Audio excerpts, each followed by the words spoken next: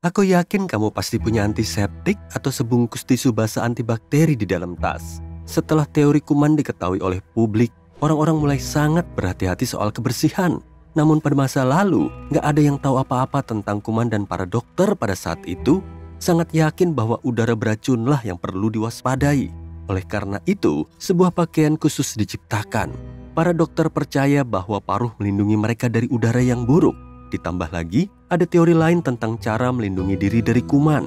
Orang-orang akan membawa berbagai dupa karena baunya yang harum dipercaya dapat membantu melindungi diri dari udara yang buruk.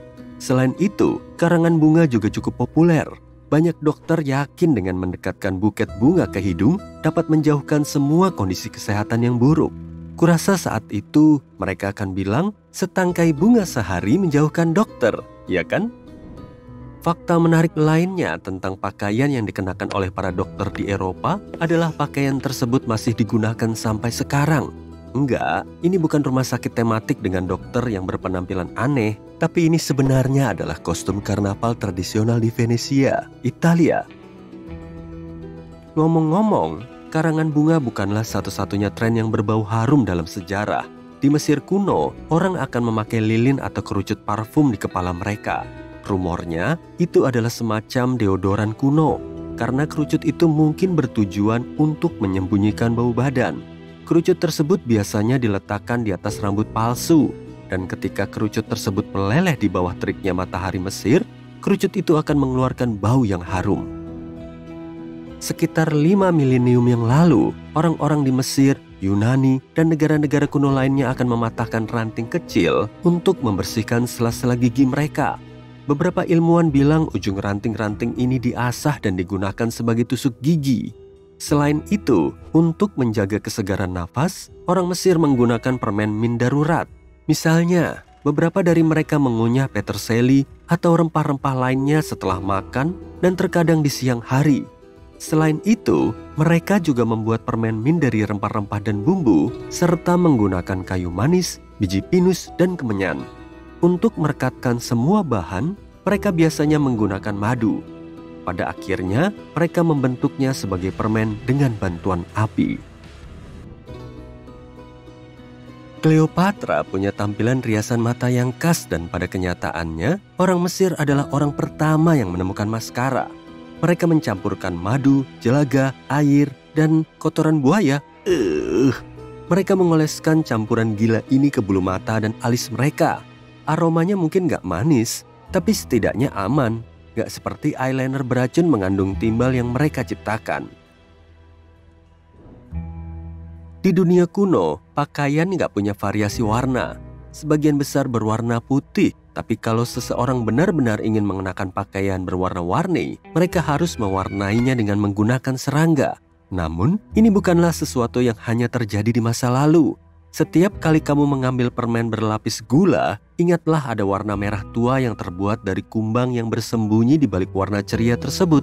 Hal yang sama berlaku juga untuk lipstik yang cerah. Kembali ke mode kuno yang aneh. Orang-orang pada masa itu nggak hanya punya topeng berbentuk aneh, tapi mereka juga punya pakaian berbentuk aneh. Maksudku, bliauts. Itu adalah gaun dengan lengan yang sangat panjang.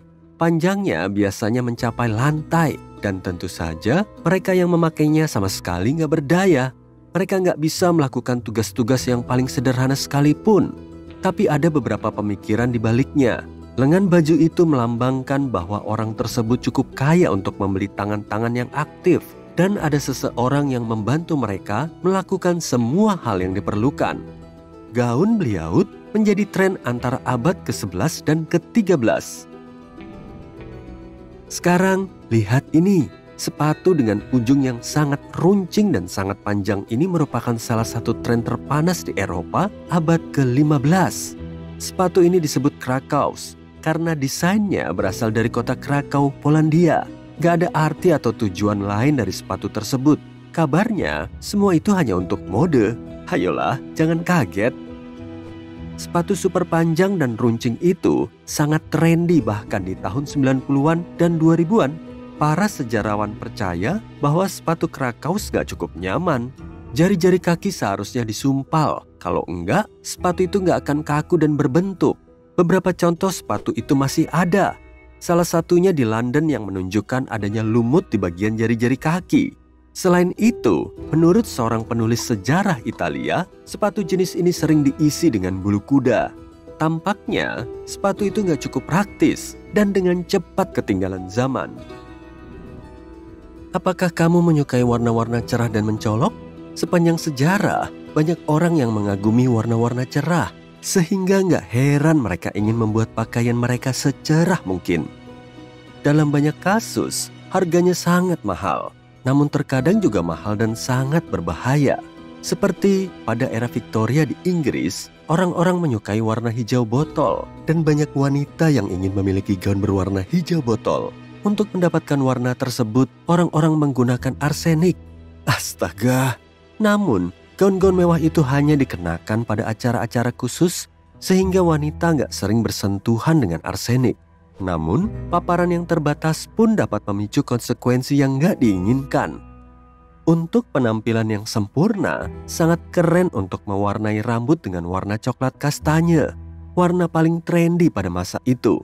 Asam sulfat bekerja dengan sangat baik dan dapat mengubah rambut yang paling hitam sekalipun menjadi lebih terang, tapi sangat beracun. Merkuri juga digunakan untuk pakaian. Topi terbuat dari bulu, dan para pembuat topi menggunakan logam beracun ini untuk merekatkan bulu-bulu tersebut sehingga membentuk kain flanel. Orang yang memakainya menghirup gas beracun yang dihasilkan oleh topi semacam itu dan akibatnya nggak bisa diprediksi karena mempengaruhi sistem saraf pusat. Yang satu ini bukan jenis pasta, tapi tren mode lain di masa lalu yang nggak bertahan sampai sekarang. Gak seperti pasta yang lezat. Kalau kamu ingin mencoba gaya makaroni, pastikan kamu hidup di pertengahan abad ke-18. Punya rambut palsu setinggi gedung Empire State yang dihiasi topi kecil mungil dan jangan lupa bulu di atasnya. Memakai stocking berwarna cerah, sebaiknya bergaris. Memakai celana semakin ketat, semakin baik.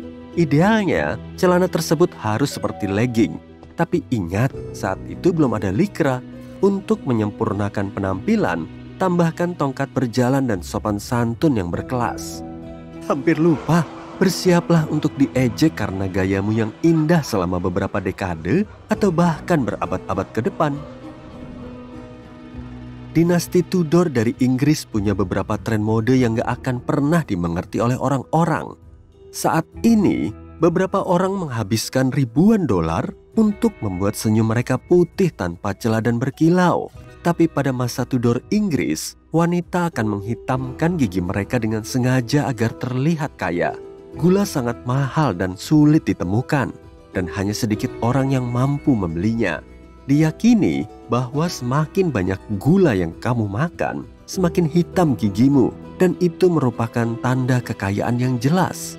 Para sejarawan percaya bahwa madu terkadang digunakan sebagai pasta gigi. Kalau kamu merasa gigi hitam saja nggak cukup untuk membuatmu seperti seorang Tudor sejati, cobalah lengan gembung.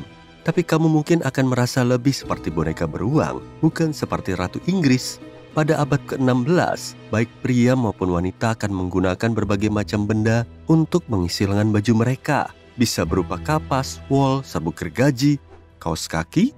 Mereka melakukan yang terbaik untuk menonjolkan lengan mereka agar terlihat kuat dan sporty. Semakin banyak isian di lengan, semakin kuat kamu terlihat. Beberapa pria akan mengisi area di sekitar betis dan bahkan perut mereka agar terlihat lebih berotot. Sekarang tambahkan kerutan di sekitar leher, disokong korset logam untuk mempertahankan bentuk yang sempurna. Dan voila, kamu adalah seorang Tudor sejati. Pada abad ke-19 di Amerika Serikat, arsenik utamanya digunakan untuk keperluan kosmetik. Para produsen akan menambahkannya ke dalam wafer. Mereka menjanjikan produknya akan membantu menghilangkan ketidaksempurnaan pada wajah. Jumlah arsenik yang ditambahkan memang membantu membersihkan kulit dan membuatnya lebih pucat. Tapi sayuran dan buah terdengar seperti pilihan yang lebih baik saat ini. Krim radioaktif sama sekali nggak terdengar aneh pada awal abad ke-20. Produk yang kaya akan radium ini seharusnya dapat menghapus semua kerutan dan membuat siapapun yang menggunakannya setidaknya tampak 20 tahun lebih muda.